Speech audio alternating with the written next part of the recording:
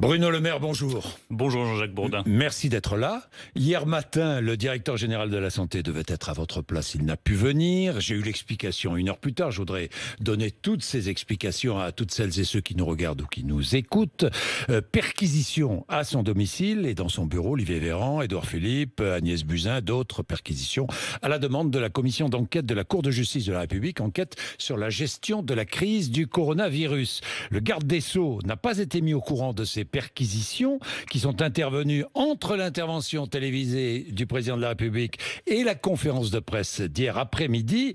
Perquisitions qui viennent brouiller la communication du gouvernement. C'est une question. Oui. Est-ce que ces perquisitions sont venues brouiller? Ma réponse est clairement non. Je pense que les Français savent faire le partage entre ces perquisitions et ce que nous avons annoncé pour eux comme réponse notamment économique aux difficultés supplémentaires liées aux restrictions. Hasard ou volonté des juges? Vous leur poserez la question. Bon, vous avez un doute ou non? Je dis ça comme ça. J'ai de quoi m'occuper de la journée pour ne pas aller sonder l'esprit des juges. Oui, les juges grondent contre le garde des Sceaux. Donc, oui, mais il y a un principe de séparation des pouvoirs auquel je me tiens strictement. Bon, Bruno Le Maire, regardons les mesures qui ont été annoncées pour lutter contre le coronavirus. Je ne vais pas entrer dans toutes les mesures. Je vais simplement commencer avant de parler de votre secteur et de l'économie. Je voudrais vous poser 2 questions. Est-ce que les jeunes sont les principaux responsables de la progression du virus? Parce qu'il y a des vérités à dire qu'on ne dit pas toujours. Je ne sais pas. Je ne sais pas, je ne suis pas épidémiologiste. Oui. Ce que je sais en revanche, c'est que les jeunes sont très touchés par la crise économique. Ceux qui sont aujourd'hui les plus angoissés parce qu'ils rentrent sur le marché du travail, je le vois d'ailleurs avec mes propres enfants, ils se disent est-ce que je vais trouver un stage? Est-ce que je vais trouver une place d'apprenti? J'étais il y a quelques jours à Verdun, j'ai rencontré un certain nombre de jeunes, ils m'ont tous posé la question, est-ce qu'on va trouver une place en apprentissage? Est-ce qu'on va trouver un CDD? Est-ce qu'on va trouver une place d'intérim? Comment est-ce qu'on va rentrer sur le marché du travail? Donc il y a beaucoup de désarroi, beaucoup d'inquiétudes chez les jeunes. Nous y avons répondu avec les primes pour l'embauche d'un jeune à 4 000 €, le soutien aux apprentis, 8 000 € pour les plus de 18 ans, 5 000 € pour les moins de 18 ans. Et nous allons continuer à soutenir les jeunes, en particulier ceux qui sont les plus en difficulté. Continuer, c'est-à-dire ? Continuer, ça veut dire que demain, le Premier ministre s'exprimera sur le plan pauvreté, sur le soutien aux plus précaires. Et je crois, le Président de la République l'a dit très clairement, qu'il serait légitime que les jeunes fassent l'objet d'une attention particulière dans les décisions qui seront prises dans les heures qui viennent. Dans les heures qui viennent. Mais je vais y revenir, hein, Bruno Le Maire. J'ai entendu dire, vous allez me dire, bon, attention à ce qu'on raconte ici ou là, que mardi soir, autour du président de la République, il y avait eu vaste débat autour du couvre-feu ou du reconfinement nocturne, comme on voudra. C'est vrai? Entre ministres, certains partisans de ce reconfinement et d'autres opposés. Vous étiez partisans du reconfinement ou pas? C'est normal qu'il y ait un débat. Ça fait partie de la vie d'une équipe. Nous sommes une équipe gouvernementale autour du Premier ministre et du Président de la République. Vous permettrez de garder secrète ces discussions qui sont des discussions d'équipe lorsque l'équipe de foot de France se rassemble autour de son entraîneur, elle ne dévoile pas sa tactique à tout le grand public. Simplement, ma position a été claire depuis le début. Ce que nous devons éviter impérativement, Jean-Jacques Bourdin, c'est le reconfinement général des Français. Parce que ça aurait un impact social et psychologique considérable et un impact économique insupportable pour l'économie française. Donc je préfère, je vous dis là aussi en toute transparence, ma conviction profonde, je préfère qu'on prenne des mesures fortes, comme le président de la République les a annoncées, avec un couvre-feu de 21 h à 6 h, pour stopper net la progression du virus, en se disant, pendant quelques semaines, on va faire cet effort, et il est considérable cet effort, je le mesure parfaitement, notamment pour les restaurateurs, pour les hôteliers, pour les bars, pour les jeunes qui ne vont plus pouvoir sortir. C'est un effort absolument considérable que nous demandons. Mais je préfère cet effort-là, et qu'on se dise que d'ici quelques semaines, on aura stoppé la circulation du virus, plutôt que de faire preuve d'irresponsabilité, de laisser courir le virus, parce qu'on n'aurait pas le courage de prendre les décisions et de se retrouver dans 1 mois, dans 2 mois, avec des urgences totalement engorgées, des services de réanimation totalement dépassés, et là, l'obligation de procéder à un reconfinement mais total. Bruno Le Maire, donc ce sont de bonnes décisions et des décisions nécessaires. Mais vous prenez aussi ces décisions parce que l'hôpital manque de personnel, manque de moyens humains et manque de moyens matériels. Nous prenons ces décisions tout simplement parce que la circulation du virus explose. Enfin, les chiffres ont été donnés, 30 000 contaminations par jour, ne peuvent pas ni laisser indifférents, ni laisser impuissants les pouvoirs publics qui ont pris les bonnes décisions. Et je me suis prononcé très clairement pour que nous prenions des décisions fortes, rapide. Vous étiez de façon donc favorable à stopper. À ce reconfinement nocturne. J'étais favorable, et je soutiens totalement la décision du président de la République, à ce que nous prenions toutes les mesures nécessaires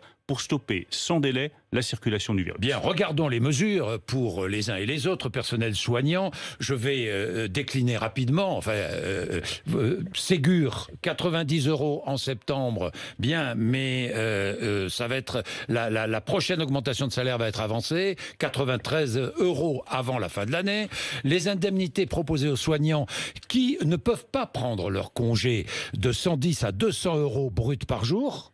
Vous m'arrêtez si je dis des bêtises. Tiens, question. Jour de carence, provisoirement supprimé comme au printemps ou pas? Ça, il faudra demander au ministre de la Santé, au ministre du Travail, quelles seront les décisions sur ce sujet. La seule chose qui compte pour moi, c'est que nous soutenions, y compris financièrement, en plus de les soutenir moralement, les personnels soignants.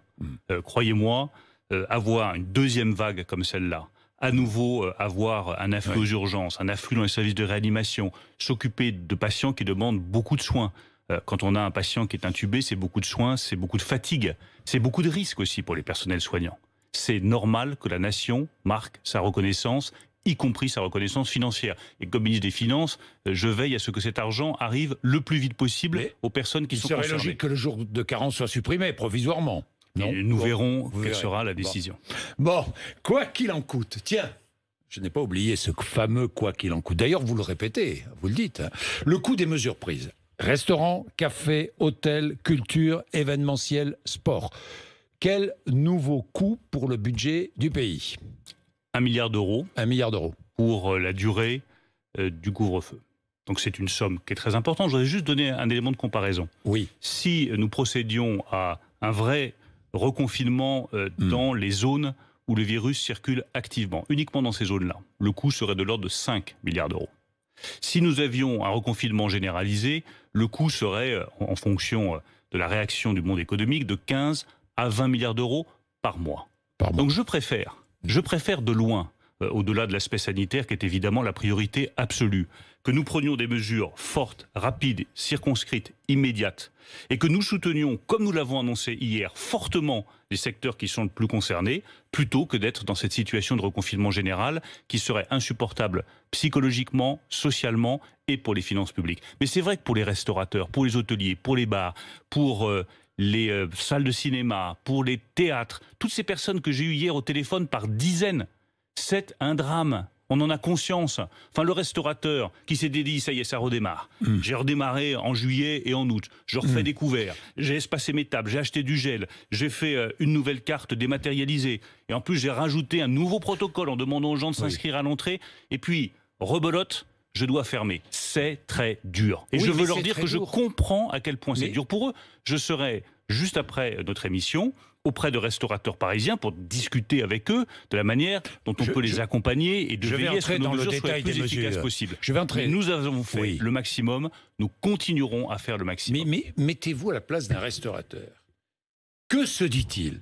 Il se dit, je suis ouvert à midi avec un protocole sanitaire et je ne peux pas ouvrir le soir avec un protocole sanitaire. Parce que si nous voulons bien sûr... Le virus circule vous savez, le soir plus qu'à midi. Jean-Jacques Bourdin, je ne vis pas dans ma grotte. Bruno Le Maire. Je vois des gens, je discute, je les ai au téléphone, et j'ai eu des restaurateurs par dizaines hier au téléphone. Mais ils vous ont dit du grand chef étoilé jusqu'au patron du petit restaurant de ma circonscription. Ils vous ont dit ça? Et ils m'ont tous dit, écoutez, nous, on a du mal à comprendre pourquoi est-ce qu'on fermerait, on applique des règles sanitaires. Pourquoi on est ouvert à Tout midi et fermé le soir? Parce qu'il faut une règle simple, claire, lisible, qui puisse réduire le nombre de contacts sociaux, et il faut l'assumer. Parce que c'est ce qui permettra de bloquer la circulation du virus. Donc je comprends parfaitement qu'ils puissent avoir, je dirais même, un sentiment d'injustice. Oui. Et je le comprends, je l'entends, je discute avec eux. Mais c'est pour le bien général, pour stopper la circulation du virus et pour qu'on ne se retrouve pas dans quelques semaines dans une situation de reconfinement général. Alors Bruno Le Maire, certains demandent un régime différent pour les salles de spectacle, je ne sais pas moi, les théâtres, les opéras. D'abord, si vous permettez, je voudrais rappeler ce que nous avons fait. Attendez, je vais le rappeler. Ne vous inquiétez pas, parce que c'est des mesures importantes. Et $1 milliard, ce n'est pas de la roupie de Sansonnet. C'est beaucoup d'argent. Parce que j'ai des questions. Mais cette exemption demandée par le spectacle, je sais pas moi, le théâtre, l'opéra, je verrai Roselyne Bachelot, la ministre de la Culture, dans quelques heures. Je pense que ce qui fait la force d'une règle, c'est sa clarté et sa simplicité. Et si vous commencez à multiplier les exemptions, à dire, mais attendez, pour tel secteur d'activité, ce ne sera pas 21h, ce sera 22h. Pour les autres, ce sera 22h30. Pour les autres, ce sera 23h. On ne va pas s'en sortir. Il faut en politique avoir une seule priorité. Vous êtes contre toute exemption. Vous êtes contre toute exemption. Je suis contre toute exemption, sauf, comme on l'a déjà indiqué, pour les personnels de santé, pour les urgences, si vous devez aller voir quelqu'un qui est très malade, il y a toujours des exemptions possibles, des exceptions possibles qui sont justifiées par des circonstances exceptionnelles, bien entendu. Mais de manière générale, une règle doit être simple, lisible pour tous les Français pour qu'elle soit efficace. Et nous ne devons avoir aujourd'hui qu'un seul objectif stratégique. Si on en a deux, on se prend les pieds dans le tapis. C'est réduire la circulation du virus, qui est un virus dangereux, qui inquiète les Français. Et notre responsabilité comme gouvernement, notre responsabilité collective de Français, c'est de faire tous ensemble le maximum pour que ce virus arrête de circuler et qu'on n'ait pas 30 000 nouveaux cas par jour. Bien, quoi qu'il en coûte, €1 milliard. Aide, 1 500 €. Quels critères pour cette aide de 1 500 €? C'est très simple. Vous faites partie des zones sous couvre-feu. Vous avez perdu 50% de votre chiffre d'affaires, quelle que soit votre activité, quel que soit votre secteur d'activité. Nous réactivons le fonds de solidarité. Donc nous mettons en place un filet de sécurité général, économique, pour toutes les entreprises qui sont dans les zones de couvre-feu. Elles peuvent toucher jusqu'à 1 500 €. Et pour les restaurateurs, c'est la même règle, ça se déclenche soit parce que vous êtes fermé, soit parce que vous avez perdu 50% de votre chiffre d'affaires. Mais là, c'est pas 1 500 € par mois, c'est jusqu'à 10 000 € par mois. Et ça couvre les hôtels, les cafés, les restaurants, les salles de cinéma, les salles de théâtre, tout le secteur de la culture, tout le secteur de l'événementiel, parce qu'évidemment, on n'organise plus d'événements. Tout ce qui est lié à l'événementiel, je pense aux fleuristes, je pense aux graphistes qui font des cartons d'invitation, je pense aux photographes. Ça vaut pour les salles de sport, parce que je sais que les salles de sport sont très inquiètes. Donc, elles ont à leur disposition ce fonds de solidarité jusqu'à 10 000 € dès lors qu'elles ont perdu 50% de leur chiffre d'affaires. J'ajoute à ça les exonérations de charges sociales patronales, c'est la même règle. Vous êtes fermé, exonération totale. Vous avez perdu 50% de votre chiffre d'affaires et vous êtes dans le secteur hôtellerie, café, restauration, exonération totale. On complète par des exonérations sur les charges sociales salariales pour que, dans le fond, il n'y ait plus de charges du tout à payer. Donc on fait le maximum. Je précise un point qui paraît technique, mais pour tous ceux qui bénéficient de ce fonds, ils verront que c'est une décision absolument majeure. Quand je dis que pour le secteur de l'hôtellerie, des cafés et de la restauration, vous pouvez bénéficier jusqu'à 10 000 € si vous avez perdu jusqu'à 50% de votre chiffre d'affaires. Nous avons supprimé le plafonnement à 60% du chiffre d'affaires. Ce plafond est supprimé, ce qui donne une mesure encore plus puissante. Les loyers ? Les loyers, ils sont couverts en partie par ces 10 000 €, mais en partie seulement. Et oui. Donc on va travailler sur ce sujet-là, parce que je sais que c'est un point très dur. Bien pour sûr. ceux qui ont des loyers très élevés, c'est pas l'immense majorité, mais il y en a. Et je suis ouvert à toutes les solutions, y compris un crédit d'impôt pour les bailleurs, si on voit que ça peut être efficace. Bien, les congés payés aussi, important, les congés payés. Les congés payés, on le sait, c'est une bombe à retardement pour beaucoup de restaurateurs. Mais oui. Nous allons, avec Elisabeth Borne, travailler sur ce sujet et essayer d'apporter une solution dans les jours qui viennent, parce que j'ai compris que c'était un motif d'inquiétude très profond pour beaucoup de restaurateurs. Les PGE, les prêts garantis par l'État accessibles jusqu'en juin 2021. Hein, jusqu'en juin 2021. Au lieu du 31 décembre de cette année. Est-ce que ces prêts devront être remboursés ? Parce que ça peut servir de trésorerie. Ils devront être remboursés, simplement. Là aussi, j'entends toutes les inquiétudes. Et je vois des restaurateurs qui me disent, attendez, il y a l'échéance qui se rapproche, là, mars 2021, il va falloir que je rembourse mon prêt, je ne peux pas. Et qui me demandent non seulement de pouvoir prolonger la durée du prêt, mais ils disent, ça suffit pas. Nous, ce qu'on voudrait, c'est rembourser le prêt, non pas au bout d'1 an, mais au bout de 2 ans. C'est pas autorisé par la Commission européenne, parce que c'est perçu comme une aide d'État, puisque ce prêt est garanti par l'État français. Je vais prendre mon bâton de pèlerin une nouvelle fois, prendre le train, aller à Bruxelles ou téléphoner à Margrethe Vestager, la commissaire européenne qui est responsable de ce sujet. Je vais lui dire, voilà, vu la gravité de la situation, je souhaite que les prêts garantis par l'État puissent être remboursés non pas au bout d'1 an, mais au bout de 2. Comme ça laissera 2 années aux restaurateurs, aux hôteliers, à tous les secteurs qui sont concernés, à tous ceux qui ont pris un prêt, pour commencer le remboursement de leurs prêts. Je pense que ce serait un sacré bol d'air pour eux. Autre sujet sensible, les assureurs. Les assureurs qui ne couvrent pas les risques de pandémie. Qu'allez-vous faire ? J'ai vu que des assureurs commençaient à écrire aux entrepreneurs. J'ai vu les lettres, je regarde attentivement. Puis surtout, j'écoute les gens. C'est toujours ce qu'il y a de mieux pour savoir exactement ce qui se passe. Et j'ai lu ces courriers dans lesquels les assureurs disent on ne couvrira plus le risque d'assurance pandémie. 2 choses. D'abord, tous les assureurs qui se sont engagés à couvrir les pertes d'exploitation au titre de la pandémie doivent le faire. Un contrat est un contrat et ce contrat doit être respecté et l'État fera respecter ces contrats. La deuxième chose, c'est que il faut accélérer sur la mise en place d'un régime d'assurance pandémie. Parce que cette pandémie est la première du genre, il y en aura d'autres, nous le savons.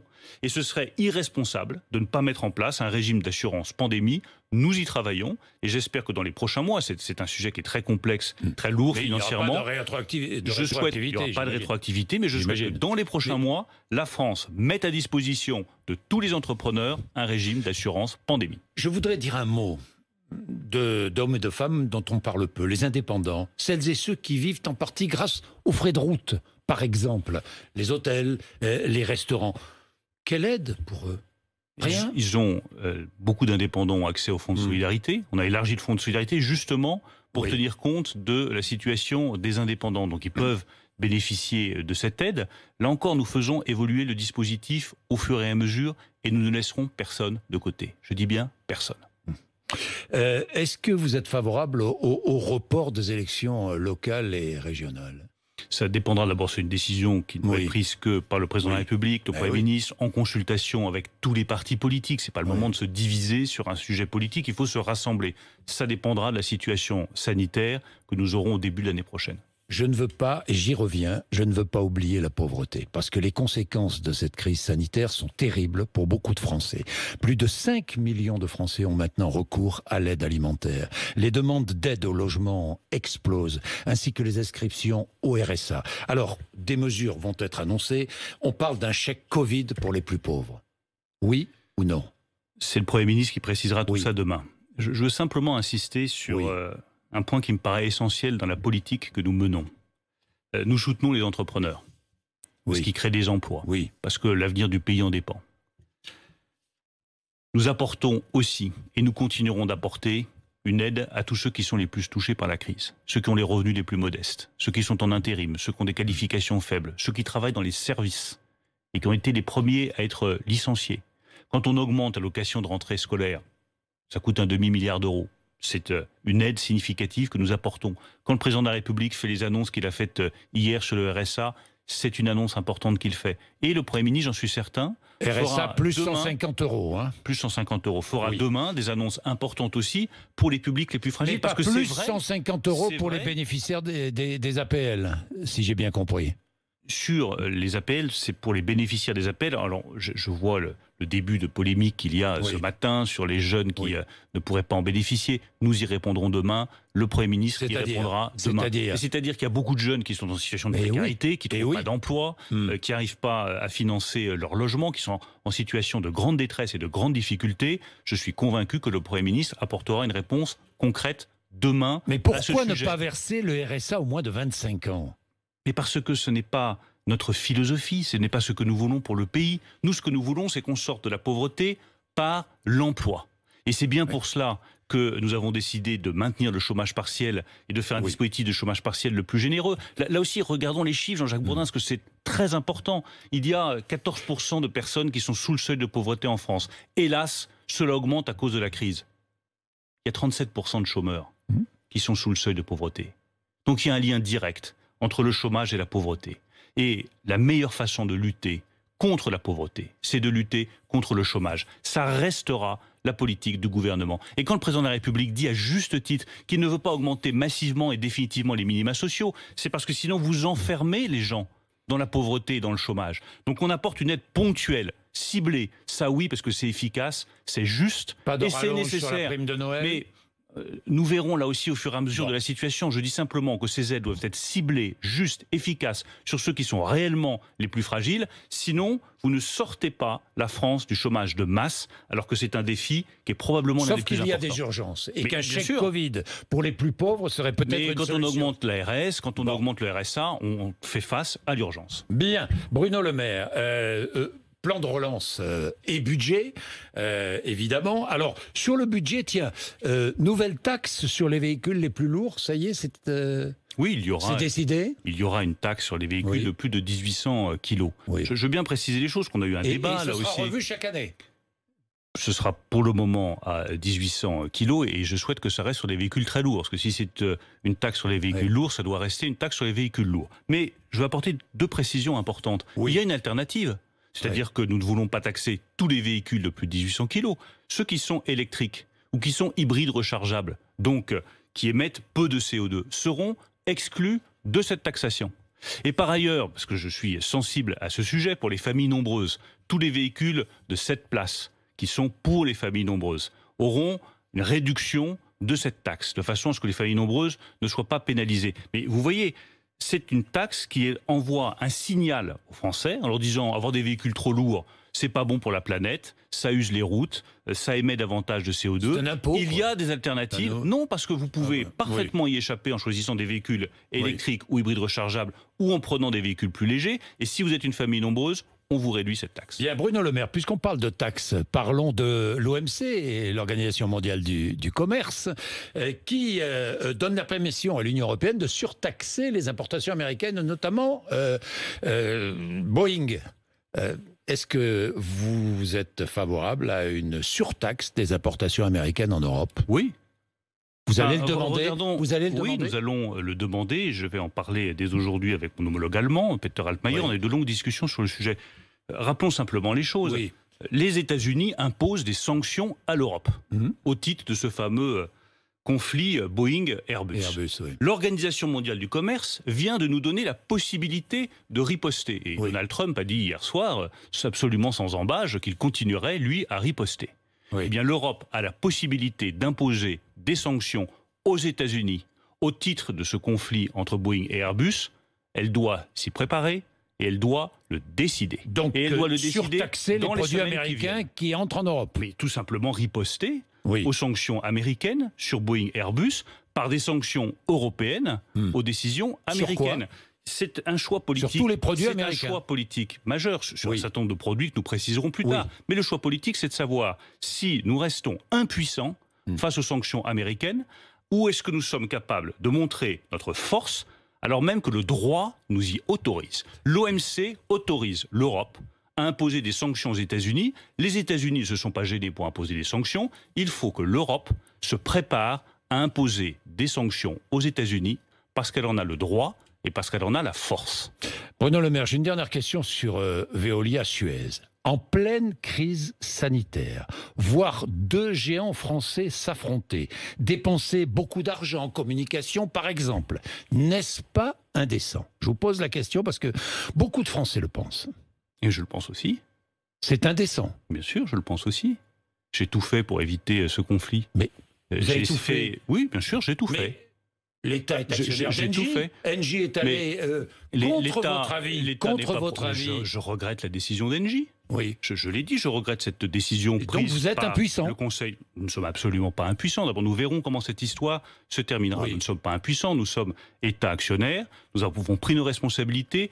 Et nous avons dit non au conseil d'administration en disant il ne faut pas considérer uniquement l'intérêt financier de l'opération, il faut aussi regarder l'intérêt social, l'emploi, la nécessité d'avoir de la concurrence sur ce marché de l'eau. Nous avons pris nos responsabilités. Je note par ailleurs, Jean-Jacques Bourdin, qu'on m'a dit qu'il faut aller très très vite, c'est extrêmement urgent, on est à 24 heures près. Et on a voulu précipiter la décision. À l'heure où je vous parle, la décision est bloquée parce qu'il y a des affrontements entre les deux donc c'est sociétés. Indécent. Il aurait peut-être valu mieux prendre un peu plus de temps, faire preuve d'un peu plus de sagesse pour avoir une opération amicale qui se déroule bien entre ces deux champions industriels. Vous vous engagez, il n'y aura pas de suppression de postes, nulle part. La fusion. C'est aux entreprises de s'engager, Jean-Jacques Bourdin. Oui, mais vous allez surveiller ça de près, j'imagine. Et le consommateur ne sera pas Jean-Jacques Bourdin, le payeur dans tout cela. Ses responsabilités. L'État a pris les siennes, s'est engagé pour que l'opération se fasse sur une base amiable. Une autre décision a été prise. Je regrette cette décision du conseil d'administration d'Engie. Ce n'est pas ma vision du capitalisme, ce n'est pas ma vision de la relation entre deux grandes entreprises françaises. Je suis bien obligé de constater qu'on nous avait dit qu'il fallait vite. On a confondu vitesse et précipitation. Aujourd'hui, l'opération est bloquée. Sans doute aurait-il été plus sage et plus responsable de prendre davantage de temps pour discuter et pour trouver un accord. Il est 8h55. Merci Jean-Jacques Bourdin d'être venu nous voir ce matin sur RMC et BFM TV.